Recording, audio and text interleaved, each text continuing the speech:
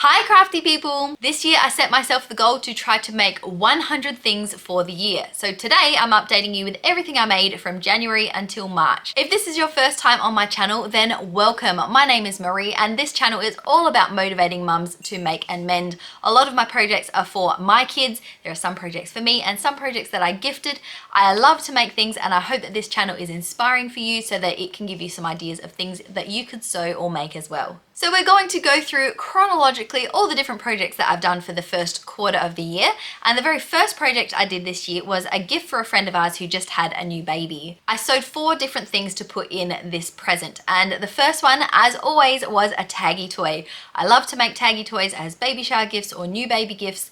They're a great sensory toy. They're very easy to make and they're just a perfect toy because you can wash them in the machine, you can chuck them in your nappy bag because they're nice and light. I really love making taggy toys, so I made one of them. I have a tutorial about making taggy toys if you'd be interested in making one of those. And the second thing I made was a dribble bib, which matched the corresponding fabric to the taggy toy. And again, I have a tutorial about how to make a dribble bib. I think these 2 things are always essentials to give to a baby shower or new baby gift. I love to make those 2 presents. And the other 2 parts of this present were 2 twig and tail bunnies. This is a free pattern you can get from Twig and Tail, so I'll link the pattern down below. I made a large bunny and a small bunny because the family I was giving this present to already have a son and I wanted him to have something special for him as well. So I made the big bunny for their older son and the small bunny for the new baby, so they had little matching bunnies. So all 4 of those projects were the first 4 projects that I made for the year. So next in January I made some pencil cases. Our school year here in Australia starts in February, so making pencil cases in January was just in time before the new school year started. I made 2 pencil cases that I gifted to friends of ours, one for a little girl named Eleanor and one for a little girl named Olivia. And I also made these 2 pencil cases here for my 2 older kids who are both in school. So this pencil case here is for Elijah and this pencil case is for Isabel. On the pencil cases I did some embroidery of the initials of each of the child that I was giving them to, and they are fully lined on the inside and have some interfacing to make them nice and stiff so that they hold their shape. So far these have held up really well for the past term that we've had school. The kids enjoy using them and I loved being able to make them in the fabric that they picked. There are 2 videos that relate to these pencil cases. One is how to do the embroidered letters and the other is how to construct the pencil cases. So again, those videos will be linked below in case you're interested in learning how to make a pencil case like that. And the very last thing I made in January was this blanket here for my son Ruben. Ruben turned 2 at the end of January and he loves to cuddle with blankets. He loves putting dollies and teddies with little teddy and dolly blankets on top of them. He's just a very snuggly kid.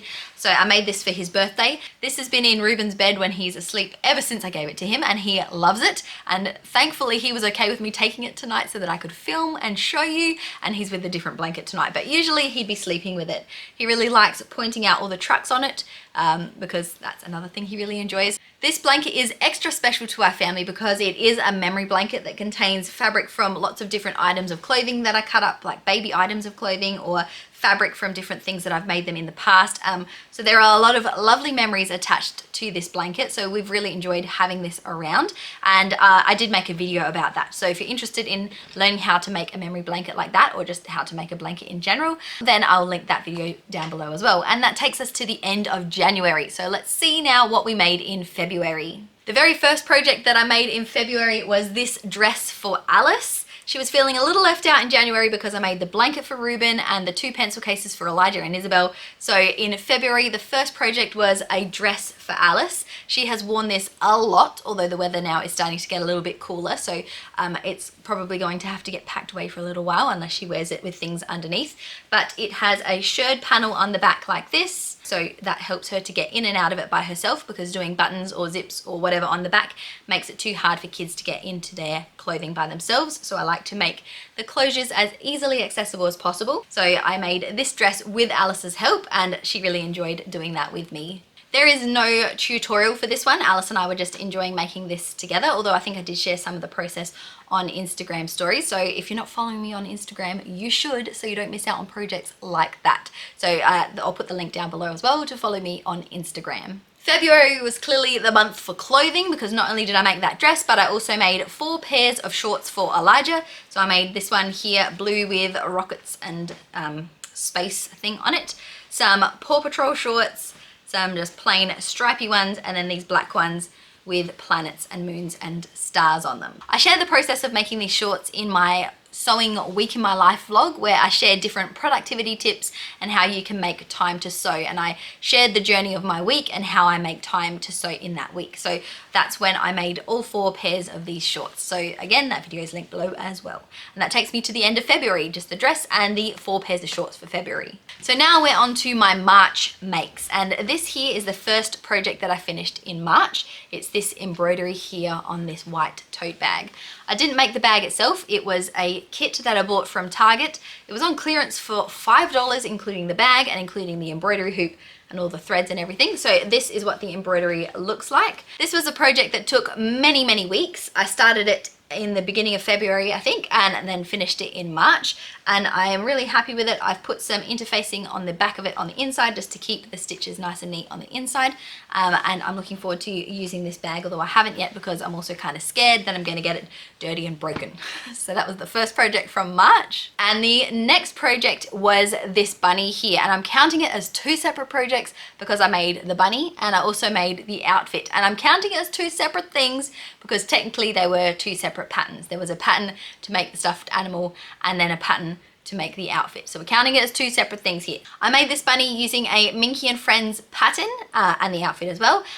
So I'll link down below the tutorial of how I made this. This was the hardest thing that I made this quarter, because it was the first time I made a stuffed animal, and the rest of the things I all kind of already knew what I was doing. This, I had no idea what I was doing, but it was a lot of fun and I will definitely be making more, but that was my second to last thing that I made in March. And the last thing that I made were these overalls that I'm wearing here. I made most of these overalls in March, and technically I did finish them a few days into April. I made these overalls using this pattern here, which is a simplicity pattern, and I have previously made a grey pair of overalls like this a year ago, and I wanted to make another pair in this stretchy crepe material. If you're a mum like me, you have to make yourself a pair of these overalls. They're my favorite thing to wear. They're stretchy and comfy, but they look kind of a little bit nicer than if you were just wearing track pants, but they also feel like you're wearing pajamas, so it's like a win-win. They are stretchy enough that you can crawl around on the floor with the kids, but they're also like held up by the strap, so you're not constantly hiking your pants up. Nice and high rise. I love them. I have them in 2 pairs so far. I'll be making more, and I really recommend that you make a pair for yourself too. I really, really enjoy these overalls.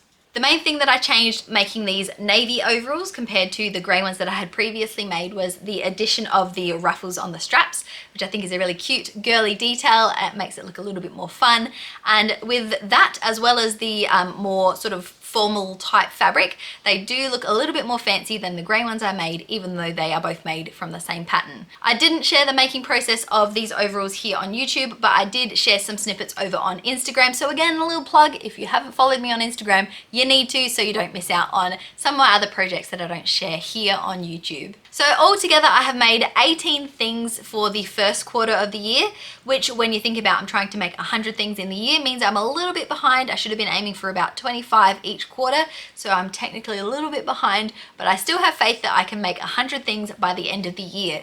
If you want to see how I go in trying to reach that goal, don't forget to subscribe to this channel so that you can come back and see each quarter whether I am actually achieving that, and also to see some of the tutorials that I share along the way. If you're interested in watching any of the tutorials that I mentioned about the things that I've made so far, they are all linked in the description box down below. Enjoy watching all my lovely content and thank you for watching this video as well all the way to the end of it. So until next time, go get creative, and I'll see you later.